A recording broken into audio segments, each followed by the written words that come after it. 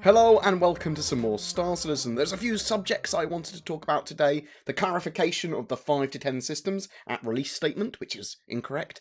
Some new network libraries, possibly heralding some more players in Star Citizen sooner than later, and better networking performance, and some UEC melting stuff. So 5 to 10 systems at launch. There was a clarification of the GameStars article that had reported Star Citizen having 5 to 10 solar systems for its release. It appears that that was in an incorrect statement, and here is the full statement that Xylo gave. Hey guys, this is a case of being lost in translation. Chris was asked a specific question about how many systems we can expect to have online at the point that we've got most of the core mechanics completed and would consider the gameplay experience suitable for a larger audience. There are no changes with regard to the planned out amount of systems, which are well documented on the current star map. Also, it's important to remember the scope of the game has greatly increased since the original crowdfunding campaign. Since those early days, we've created procedural planet tech, moved from 32-bit to 64-bit, all of it leading to billions of kilometres of space and millions of square kilometres of landmass to explore, all rendered in detail that matches the most detailed first-person games that only have to worry about a few dozen kilometres of playable area. This takes time to fill out, so it will take us longer to fully deliver and populate every system at this fidelity, rather than if we only had to do a handful of points of interest per Star Citizen.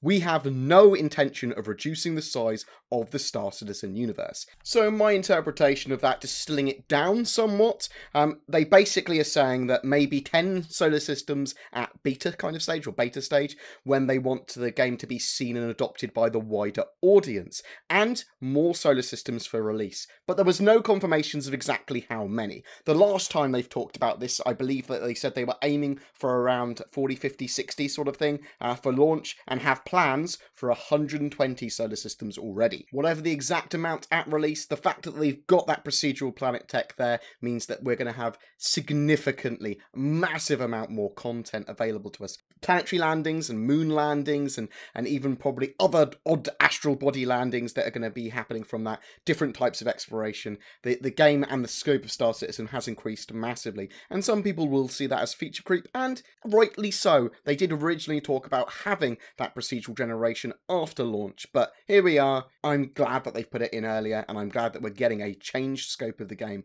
that is a lot more detailed and has a lot more potential gameplay at different levels for me. UEC melting. So there is some talk of allowing players to melt their UEC purchases that they've bought from the Voyager Direct store before the game goes live. I kind of think it's irrelevant whether you're able to do that or not. You're going to be able to see these items in-game once the game goes live, and then sell them if you want to. The plan is to move, I believe, all of the UEC purchases from the website to the actual in-game eventually, but it's likely that CIG are going to do something that makes players happy. I suspect that the cost of in UEC of the items that people have purchased on the Voyager Direct store is probably a fraction of what they actually will be worth in game, so when you get into game you can sell them. If CIG allow you to melt those Voyager Direct store purchases, they will announce it somehow, probably via email. So check that out. Make sure you check your tell me what you think as well. Do you think it's an important thing that they allow you to melt your Voyager Direct purchases before the game goes live so that you can choose more accurately what you want with it? Or do you think it's irrelevant seeing you can just sell them in-game anyway?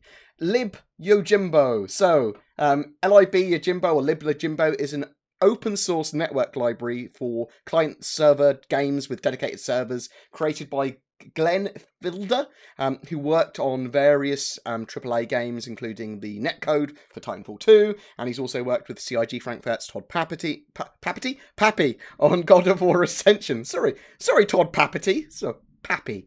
The reason this is relevant is because CIG are the gold sponsor of this network library, which probably means they've given them a reasonable amount of money or they're supporting them in some way. And it appears that it's very useful to them, this network library. Libyojimbo has just been updated and is very suitable for fast, critical network layering over UDP with a client-server architecture supporting up to 64 players per dedicated server instance. That's what it's kind of being used for at the moment, or what its potential uses are. So how they're going to be using that specifically is another story. It might be partly based on their netcode, so that they can merge it in, or it might be entirely based on what they've used for their netcode, so they can literally just update theirs, or they might just use little tiny bits and bobs of it, and possibly using Glenn as some form of consultant. We don't actually 100% know, but it's certainly, or almost certainly, one step closer to everyone being in the same instance in Star Citizen and getting that server meshing in. A closer look at Glenn and CIG's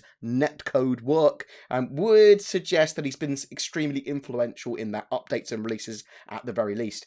Some credit to Reddit user 303i.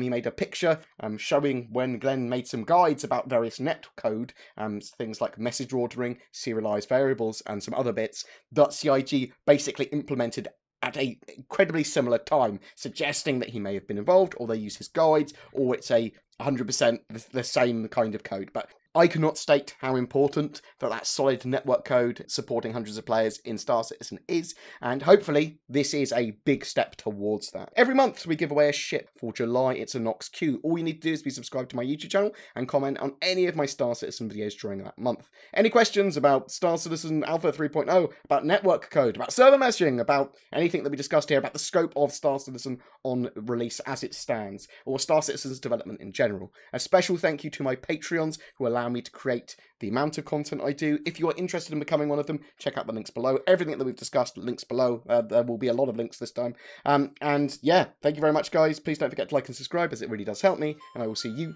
in the verse.